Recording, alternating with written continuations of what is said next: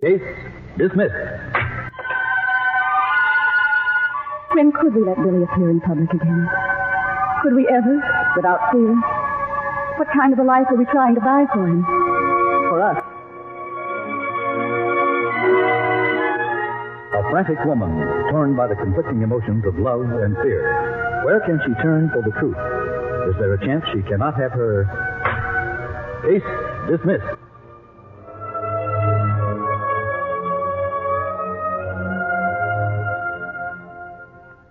WMAQ, in cooperation with the Chicago Bar Association, presents Case Dismissed.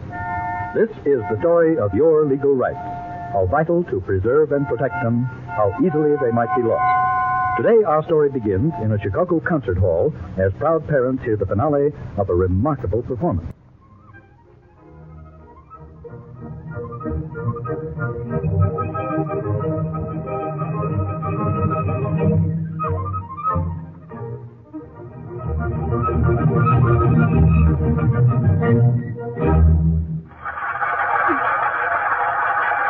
Quite a fun we have there, Marion. Oh, wasn't it really wonderful, dear? Honestly, Phil, I've never heard him play so well, but here he comes out to his bow. Let's go backstage before the crowd starts leaving. All right, dear. Come on this way. I know a shortcut. Sounds like school days. Well, now that you mention it, I do feel like a schoolgirl. And you look like one, too, dear. Well, thank you very much. Oh, I feel wonderful. And so proud of our little boy. No regrets, then? About letting Billy play his violin in public? Oh, no, dear. Not anymore. Good. I've been hoping you'd say that one of these days. You've been awfully understanding, Phil. I guess I was pretty silly trying to keep Billy's marvelous talent a secret, afraid to let him be seen by the public. Nonsense, honey. I was just as apprehensive myself. I don't know. I guess it's because we've always heard about heartbreaking cases of adoption, where a parent comes back later on. Oh, don't, Phil. Don't even talk about it. Don't spoil this marvelous evening. Okay. But you must convince yourself sometime, Marion, that those tragedies used to happen. But not anymore. Now we have laws to protect our home. I know, dear. And nothing has happened, even though Billy's been in the public eye for more than a year now. You're telling me he's been in the public eye. You should see the size of that trust fund we set up from his earnings. Quite a nest egg for him after he finishes college and launches his career. That sounds so funny. Finishing college. He's just out of 5th grade. Don't let him hear you speak so lightly of his years, madam. I won't. Here's the dressing room, Phil. Who is it, please? Mr. and Mrs. Philip Wentworth Weaver. Dad, Mom! Oh, Billy, you were simply wonderful, dear. Billy, your mother and I are very proud of you. Gee, thanks, Dad. That's true, dear. Well, I told your father I'd never heard you play quite as well as you did this evening. Good boy. Gee, I felt good. Especially after Maestro Caselli's pep talk just before the concert. It didn't even make me nervous when that funny lady came in here to see me, just before the performance started. Funny lady? Sure.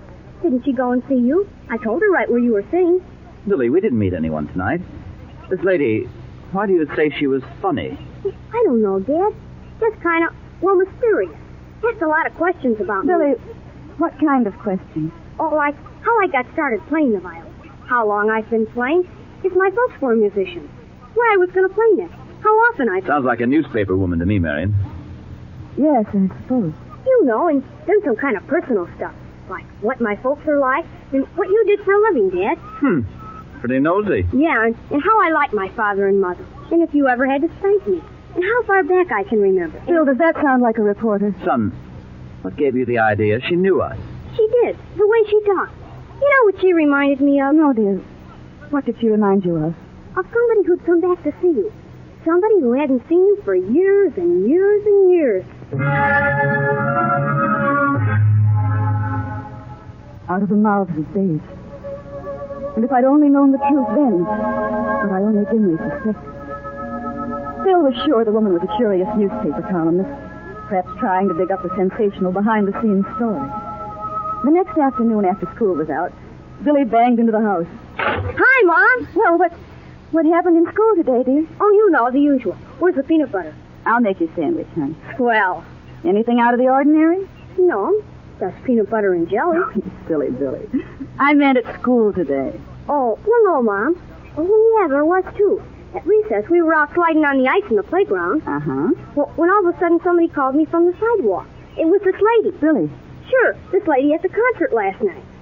Billy, what did she say to you? Oh, nothing much. Just that she'd see me again at the concert tonight.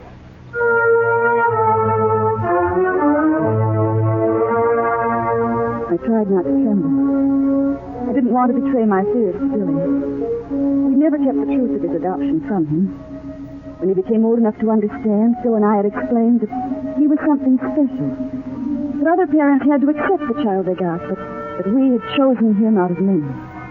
He was proud of that. And out of it had grown a warm, secure, and genuine love to match our own for him.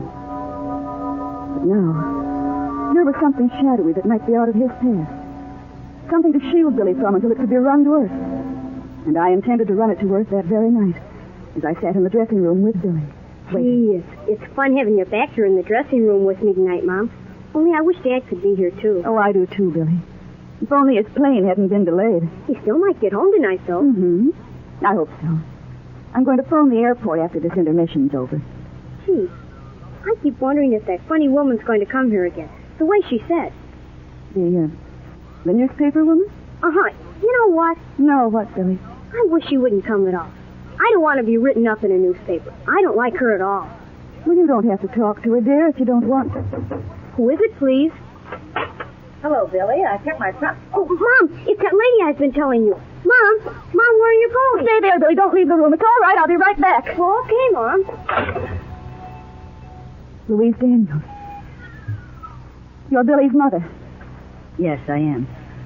I'd have known you anywhere. Those pictures your husband Dan had. Maybe 10 years ago. But I'd never forget them. I haven't changed very much. We looked everywhere for you. Even advertised. We thought you were... Dead? Yes. I was, nearly. Why are you here? Well, I'm living here right now. I don't mean that. I mean here. I don't know. To cause trouble? No, Mrs. Weaver, not that. Then why? Why? Well, I couldn't help it, Mrs. Weaver. I didn't know anything about Willie's whereabouts, nothing at all those years. Then last January, I read about him. I was in San Francisco. I read in the Chronicle about him making his first appearance in a big concert. I was so proud. I didn't mean to cause any trouble. And I don't mean to let you. I didn't have anything bad in mind at all, Mrs. Weaver. I only wanted to see him and talk to him a little. I want you to stay out of our lives, Louise Daniels. I don't want you talking to Billy again. Ever. When are you going back to San Francisco? Oh, as soon as I can afford it, Mrs. Weaver. I started a job here yesterday. I'll be leaving soon. I'll write you a check for $75. Will that take you to San Francisco? Why, yes. All right. Leave tomorrow.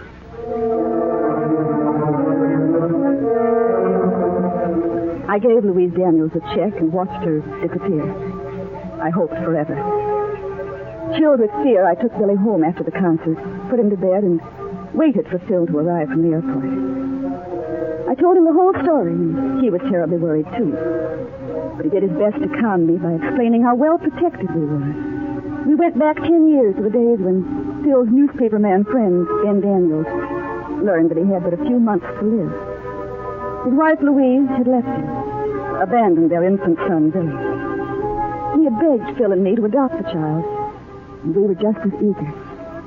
And so, after many steps and technicalities, the court approved, and Billy became our son. Not a legal stone left unturned, Phil was telling me now. And I remembered the steady, careful methods of our lawyer, John Dwight, who had since passed away. All these memories brought me more confidence, but still I felt the need for an emergency measure. Phil, we're going to take Billy off the concert stage until we're positive that Louise is gone. At least 6 months, perhaps a year. If necessary, for good. I don't think we're protecting Billy by hiding him away, dear. Well, there's another reason, Phil. I don't want Billy earning money. You think she's after that sort of thing? I don't know. She might be. I couldn't tell. We'll simply have to wait and see. We waited. A week passed. Nothing happened. Billy, of course, was curious about why we were turning down appearances for him. We explained that we thought he needed a rest, and that seemed to satisfy him for the moment. Another week passed.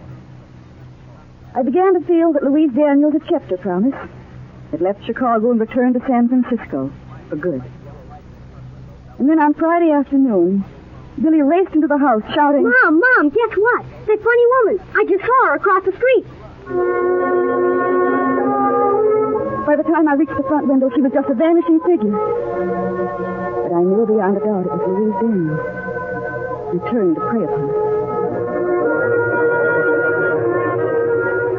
I knew it was only the beginning, so I waited.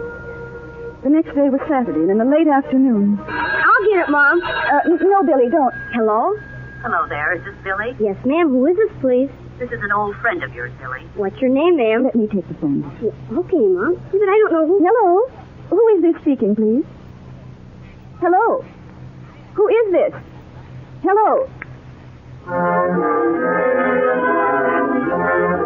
The next week was a nightmare. First, there were the phone calls, every evening at the same time. Hello? Hello? Who's there? Hello? Who... It was hard to shield him. Our newspaper woman's story was wearing thin, especially when he came home from school and said, Mom, that lady we don't like. She tried to talk to me at the playground today, but I ran away. Phil began driving Billy to and from school, and I tried to be near the playground at recess time just in case. It was horrible. My head ached constantly. Phil neglected his business. We didn't know what to do because we didn't know what she wanted. All we could do was wait. Finally, it happened. Hello? Who is this? Please, who is this? Is this you, Louise Daniels? Yes, Mrs. Weaver. I'd like to talk to you and your husband. I'll come to your home tonight at 8.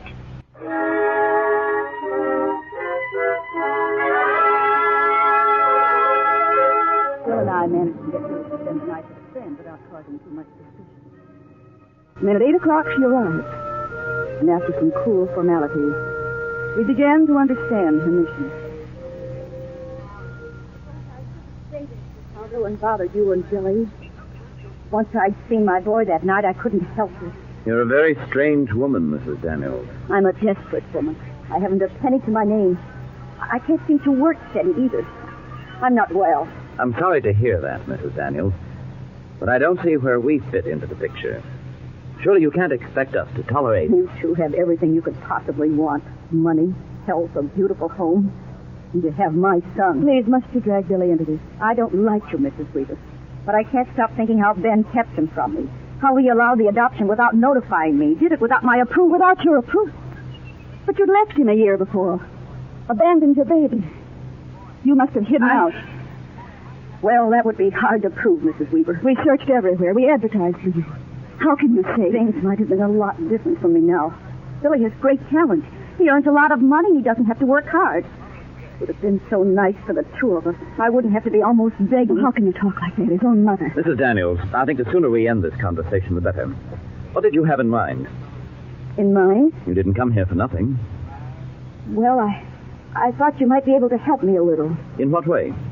I thought I might go down to Florida. I have a sister in Miami. I could make a fresh start, get my health back. But, of course, that all takes money. I see. Well, how much, Mrs. Daniels? Well, I hadn't thought too much about that. I think, well, I believe $1,000 would take care of me. $1,000. Mrs. Daniels, my wife and I will consider helping you out. Are we to assume that this would assure us you'll leave this area and never molest Billy or annoy our family again? It's not easy, Mr. Weaver. Swearing I'll never see the child that was taken away from me without my consent. Oh, how can you say that? But I'll do it. You have my promise. Very well, Mrs. Daniels. My wife and I will make our decision tonight and contact you tomorrow.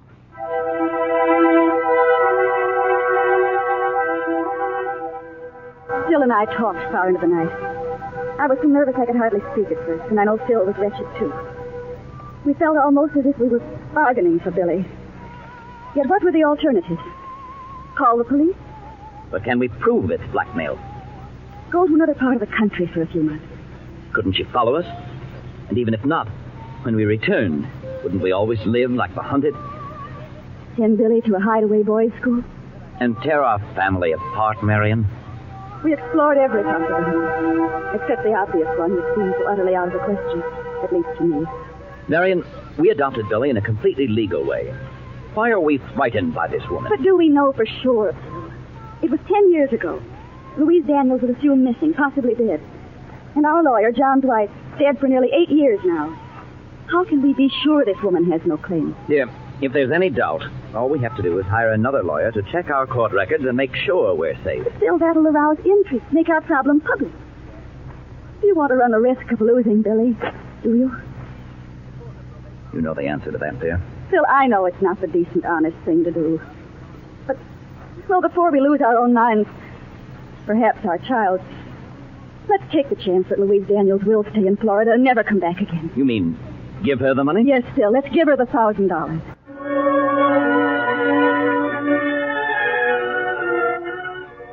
The decision was made. The sleep came no easier. Soon it was morning. At breakfast, Phil told me he'd go to the bank and withdraw the $1,000 in cash. Then he'd call Louise Daniels and arrange a meeting for that night. I wanted to stop him, tell him I'd changed my mind, but I couldn't find the words. And then Billy came home from his friend's house, and our decision seemed all right again. Hi, Mom. Can I have a donut? Of course you may. Help yourself, dear. Okay. I'm going upstairs and practice for a while. Robbie's mother wanted to know when I was going to play my violin at another concert. But I told her I didn't know for sure. Mom. Yes, dear? When do you think I can play in another concert? Well, But, dear, I don't know. I simply don't know.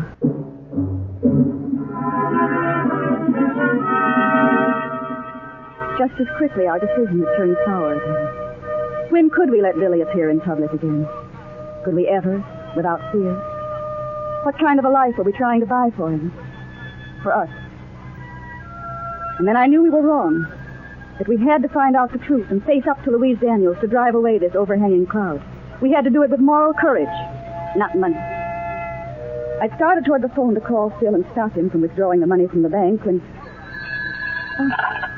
Hello? Marion, this is Phil. I've been to the bank. Oh, Phil, I was about to call you and tell you not... I discovered something you ought to consider, dear. When I was going through our safety deposit box, I came across our adoption papers. Phil, did you find something wrong? No, quite the opposite, dear. I found our lawyer's letterhead. I'd completely forgotten. It was Dwight and Dwight, attorneys at law. You see, dear, John Dwight had a partner, his son. And I've checked, and he's still practicing here in Chicago. Honey, we can't go through with that money over. I know that, Phil. I know it now. If you're frightened about reopening the case, we have our answer now. Surely John Dwight's lawyer's son can go into the court record and tell us exactly where we stand without tipping our hand. Yes, and exactly where Louise Daniels stands. Meet me at the office as soon as you can, dear. We're going to see John Dwight's son immediately. I do remember you, of course. I was just a greenhorn fresh out of law school when Dad handled your adoption case. I wish my memory had been sharper, Mr. Dwight. I'd have remembered your connection with your father's firm and contacted you long before this. Yes, we'd have saved ourselves many sleepless nights, Mr. Dwight. Well, that reminds me. I'd like to clear up a misapprehension for both of us. While I'm very happy you called on me to investigate your adoption, you could have consulted any other lawyer without fear of publicizing your situation. Keeping a client's confidence is a lawyer's first concern at all times. We let our emotions get the better of us, Mr. Dwight. Yes, I understand, of course. And I think we'd better go about rebuilding your confidence immediately. A trip to the county courthouse should help a lot.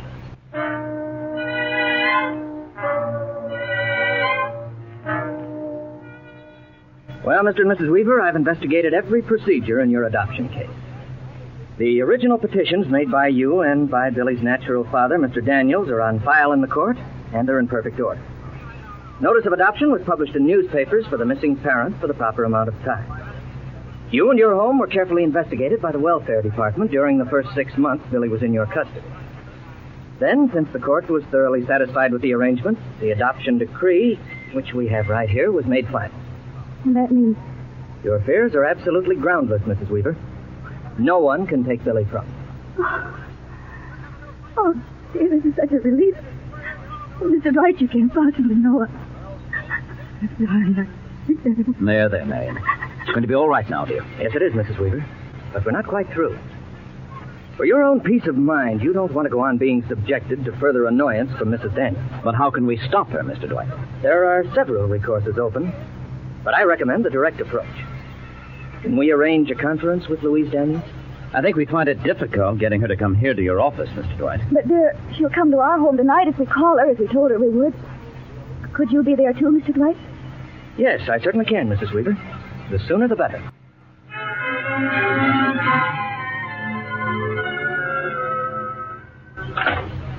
I stayed in my room all day waiting to hear from you, Mr. Weaver. When it got late, I began to wonder if you were going to call me at all. And then you did. Well, I'm real glad you... What? Well, you didn't tell me there'd be anybody else here tonight. Mrs. Daniels, this is our lawyer, Mr. Dwight. How do you do? Lawyer? Say, what is this? What are you trying Mrs. to do? Daniels, we're not trying to force you to stay. But I strongly urge you to stay a moment for your own good. You'll want to know where you stand. Well, all right, I'll stay for a minute. Won't you sit down, Mrs. Daniels? No, thank you. Now, what did you want to tell me? Well, first a question, Mrs. Daniels. Why have you persisted in seeing and talking to Billy Weaver this past month? Well, there's no law says a mother can't see her own son now and then, is there? Mrs. Daniels, do you have any idea you could ever recover custody of Billy? I think I've got a good case. I never gave my consent to this adoption, you know. Someday I might try. You're privileged, of course. But to save you needless expense, take my word for it. Don't try. I assure you that proof of your original abandonment of the child is complete and unimpeachable. Furthermore, at the time of the adoption, notification was published in newspapers and all other steps were made to locate and notify you. Later facts verified that actually you were in hiding at the time. Because you abandoned Billy, your consent to his adoption was not required. Are you beginning to see where you stand, Mrs. Daniels? Yes, on your say-so. You're welcome to check it with any lawyer you wish. You'll find I'm speaking the truth, Mrs. Daniels. Yeah? Okay. You can't blame me for trying. And I think you should be advised of something else, too. These good people, the Weavers, have been harassed and molested by you long enough, Mrs. Daniels. The law provides relief from this sort of persecution, and rather severe penalties if it persists. What do you plan to do now?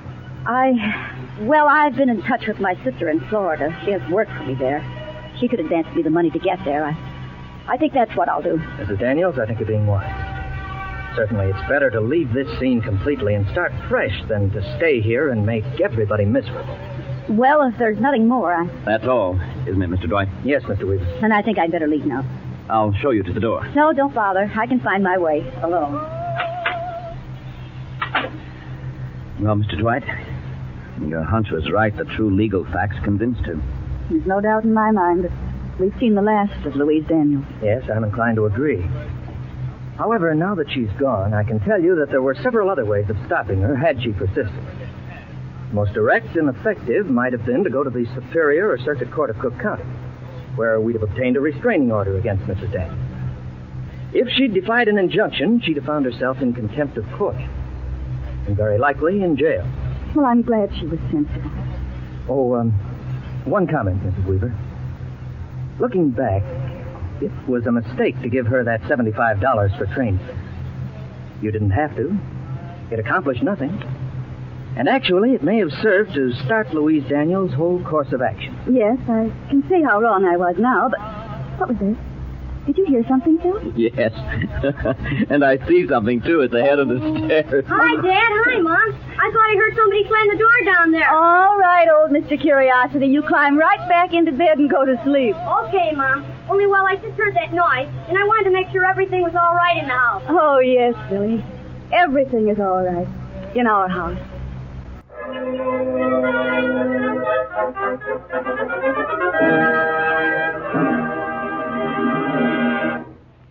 Here to summarize today's case dismissed is your counselor, Dean John C. Fitzgerald of the Loyola University Law School. Dean Fitzgerald. In matters involving adoption, where emotions are strong factors on both sides of the case, one finds a particularly vital area for practicing what we call preventive law. Unless every step of the adoption is based on firm legal grounds, the future for natural and adoptive parents becomes hazardous, painful, and sometimes tragic. There is no shortcut to adoption. Had Marion and Phil in today's story failed to follow in good faith any of the well-established steps towards a sound and final decree of adoption, it is conceivable that they might have lost their son Billy to his natural mother. At best, it would have been a long and trying court battle. Recent Illinois legislation has added even more protection for adoptive parents. Only your lawyer can interpret these laws for you.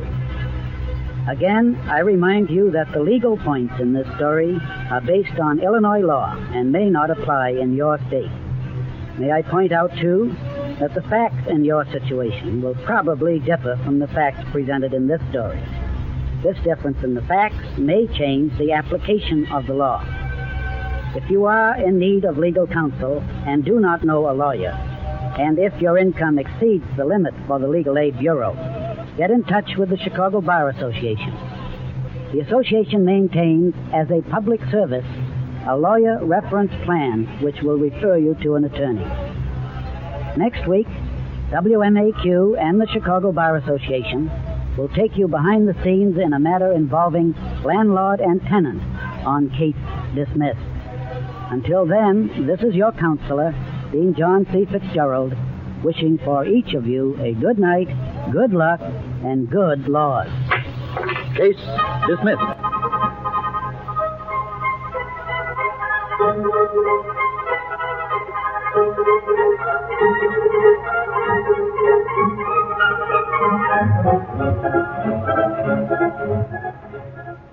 For plain answers to some common questions about you and the law, write to the Chicago Bar Association for your free booklet entitled Know Your Lawyer.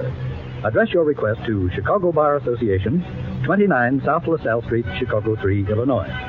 Case Dismissed is written by Robert Carmen and is based on information supplied by the Chicago Bar Association and its lawyer members. All characters are fictitious. Any resemblance to any person living or dead is purely coincidental. Members of the cast were Fern Persons, Helen Malone, Everett Clark, Bruce Lindgren, and Charles Flynn. Case Dismissed is produced by Betty Ross. Direction is by Herbert Latow.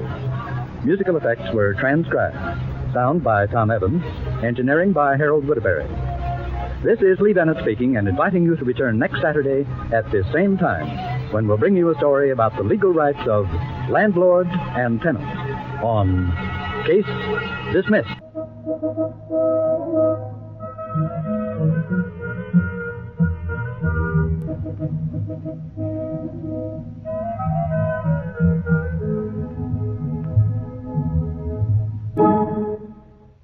This is the NBC Radio Network.